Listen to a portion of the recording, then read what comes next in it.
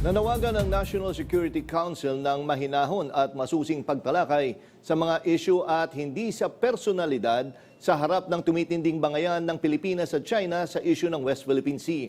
Ayon sa NSC, mahalagang manatiling nakatuon sa karapatan ng bansa at sa umiiral na mekanismo ng diplomasya. Yan ang umarangkadang balita ni Mari Ocampo. Binigyang diin ng National Security Council na hindi dapat mauwi sa personalan ang diskusyon sa West Philippine Sea. Ayon kay Assistant Director General Cornelio Valencia Jr., ang tunay na escalation ay nangyayari kapag ang usapan ay lumilihis na mula sa issue at nagiging pag-atake na sa pagkatao. Meron tayong bilateral mechanisms na consultation mechanisms na pwedeng gamitin. Hindi naman dapat ito inilabas mo na laang sa media at doon ka nagsalita. So marami pong mekanismo. Yun po ang ibig sabihin ng ating foreign affairs.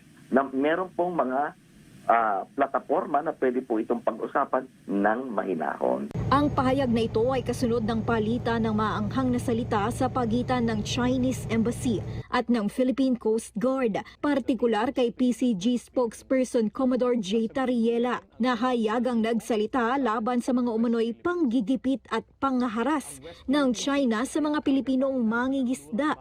Ayon sa NSC, hindi totoo na walang nagagawa ang diplomasya. Bagamat hindi agad lantad ang mga resulta, may positibong epekto aniya ito sa aktual na kalagayan ng dagat. Hindi so wala po nangyayari. Meron nangyayari yan. Hindi lang po lantaran at nakikita kaagad-agad.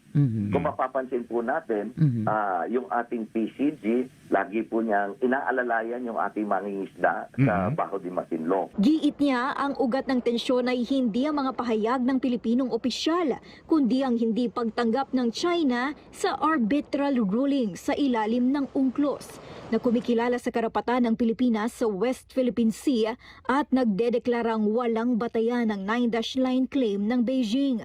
Kaugnay nito, sinuportahan din ng NSC ang pahayag ni Senator Risa Hontiveros na tinawag ang Chinese Embassy bilang bad guest dahil sa paraan ng pagkikitungo nito sa Pilipinas.